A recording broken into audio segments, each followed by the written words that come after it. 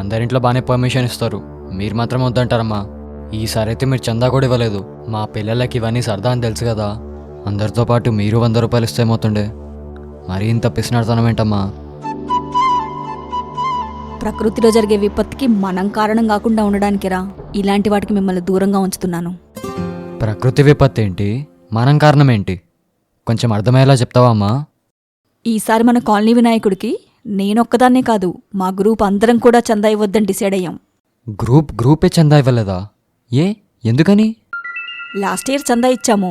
పిల్లల డబ్బులతో సౌండ్ బాక్సులు తెప్పించి సినిమా పాటలు పెట్టి గోలగోల చేశారు. డీజే తెప్పించుకుని అడ్డమైన పాటలు పెట్టి కుప్పిగంతులేస్తూ గణపయ్య నిమజ్జనం చేశారు. అందుకే ఈ సంవత్సరం చందా ఇవ్వకూడదని నిర్ణయించుకున్నాం. చూశావుగా, ఈసారి కలెక్షన్ తగ్గినందుకు డీజే తెప్పించుకోలేదు. సో నెక్స్ట్ టైం చందాకొచ్చినప్పుడు వీళ్ళని పట్టుకొని గట్టిగా అడుగుతాం. లాస్ట్ ఇయర్ లాగే ఈ ఇయర్ కూడా డీజేలు సౌండ్ బాక్సులు లేకుండా భక్తితో ఉత్సవాలు కండక్ట్ చేస్తే 100 కాదు 500 ఇస్తామని చెప్తాం. అయినా మేము చందా డబ్బులు మిగిలించుకునేంత పిసినారోళమేం కాదురా. ఆ డబ్బులతోటే అన్నం కూరలుండి గుడి దగ్గర పేదవాళ్ళకి తినిపించేశాము. ఇప్పటి యువత దేవుడు ఉత్సవాలంటే ఏదో ఎంటర్టైన్మెంట్ ఫెస్టివల్స్ అనుకుంటున్నారు. యువతలో చైతన్యం రావాలి. జరుపుకోవాల్సిన పద్ధతిలోనే మన పండగలు జరుపుకోవాలి. లేదంటే ఇతరులకి మన సాంప్రదాయాలను వేలెత్తి చూపించే ఛాన్స్ మనమే ఇచ్చిన వాళ్ళం అవుతాము. అండ్ నేను ప్రకృతి విపత్తు అన్నాను కదా, దేవుడి పేరు చెప్పుకొని మనిషి తాగి తందనాలాడుతూ మితిమీరి తప్పులు చేస్తుంటే ఆ దేవుడు మాత్రం ఎంతకని సహిస్తాడ్రా.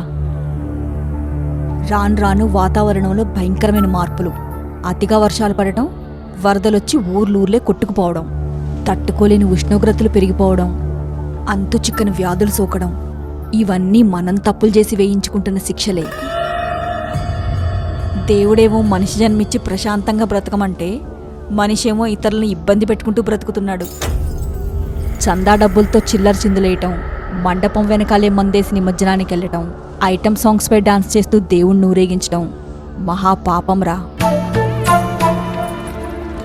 ఆ తప్పులో మనం భాగస్వాములం కాకూడదనే కారణంతో చందా ఇవ్వలేదు. ఇంకొన్ని రోజుల్లో దేవీ నవరాత్రులు మొదలవుతాయి. కనీసం ఇప్పటినుంచైనా మన సాంప్రదాయాలతో భక్తిభావనతో ఉత్సవాలు నిర్వహిస్తామని మాటిస్తేనే చందాలివ్వండి. మాటిచ్చి చందా తీసుకున్నాక మాట తప్పితే అందరేకమై నిలదీయండి. మన సాంప్రదాయాల్ని కాపాడుకోవటం మన బాధ్యత.